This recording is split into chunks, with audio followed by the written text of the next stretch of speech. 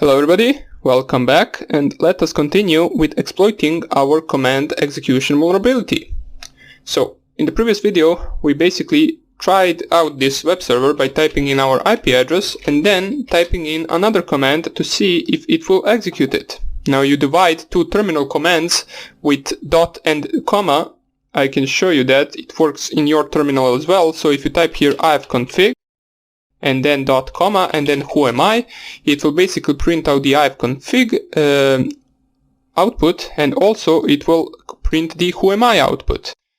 So you can do a bunch of the commands like that. So ifconfig who am I ls, and it will print out all of these commands with their output, as we can see. So now that we know that, we need to find the best way to use this vulnerability in order for us to gain access to that machine.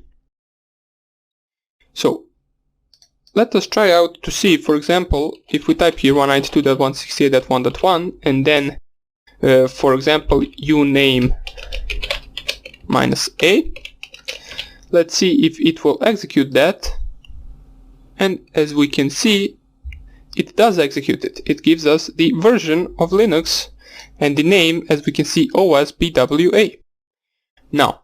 Now that we know that, we can certainly do better than this, than just gathering information command by command. We can actually try to make a connection with this machine to our own machine.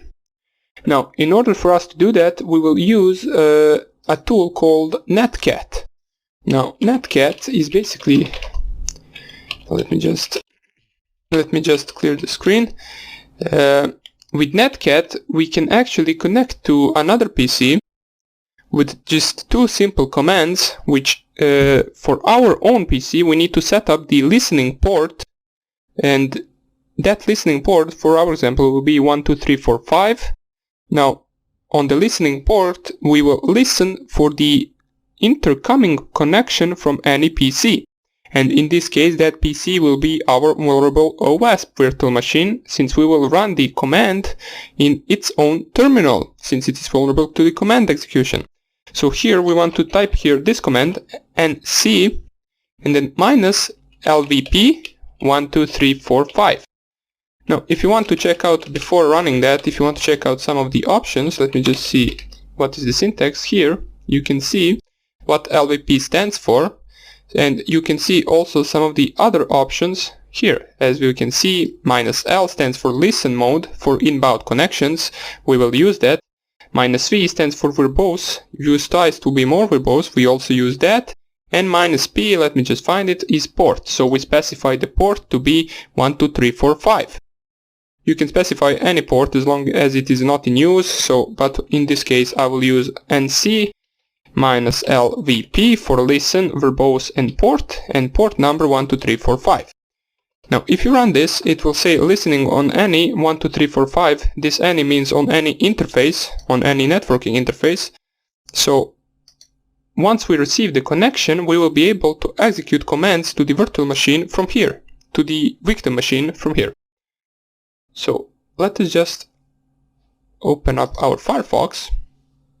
And now what we want to do is make this machine connect to our Kali Linux machine.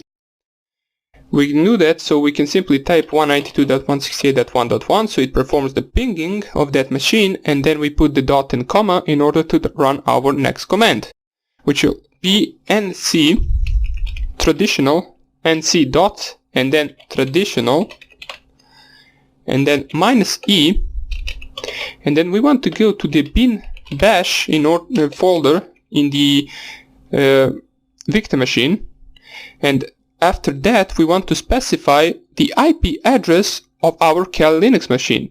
So this will basically mean the to which machine should it connect, and we want it to connect to our Kali Linux machine. Now in order for me to check that, let me just type here ifconfig so I don't specify wrong port. So we want to connect to this port from the victim machine, to this IP address from the victim machine. So we type here our Kali Linux IP address, and then we type the port that we are listening on, which is 12345 in my case. And if you specified any other port, just type here that port after the IP address of the Kali Linux machine. Now what this command will do is, first of all, it will ping our router, and then it will execute the next command, which is netcat, and it will connect to our Kali Linux machine on this port. And this bin bash basically allows us to execute commands on that machine. So if we type here submit, you will notice that it basically will just ping. I believe it won't give any output right here. Or maybe it will just stay here loading. Let us check that out. Yeah, it will probably stay here loading. But if we open our terminal, you can see connect to 192.168.1.5, which is us, from 192.168.6. We can see that someone has connected to our listening port. And that is basically it. It won't say anything. It will just give you this output, and it will wait for something. Now what it waits for is the command. So if we type here who am I, who am I, you will see that we get the output www minus data. Type here the uname minus I. We can see that we are currently running commands on the Linux system, on our victim system. We made a reverse connection. We made it connect to our own Kali Linux machine, which basically means we exploited it, since now we can type here ls in order to see files. We can change directory and type ls here again, and we can see all of the files on that machine. We can also check the IP address, so you can see that it really is that machine. So if you type here sbin and then /ifconfig, it will say that the IP address is 192.168.1.6, which is the IP address of our victim machine. And I will show you that. As if I type right here ifconfig, you can see that the IP addresses do match 192.168.6 and 192.168.1.6. So that's about it for this exploitation of the command injection. You can basically now navigate your way and then try to find something useful if this was a real machine. But since this is purposely made vulnerable machine, I won't be actually trying to find something right here, since I know there really isn't anything special. And in the next lecture I will show you how you can actually do the same thing, but on the blind command injection. Now I will explain what blind command injection is in the next tutorial, and I hope I see you there. Bye!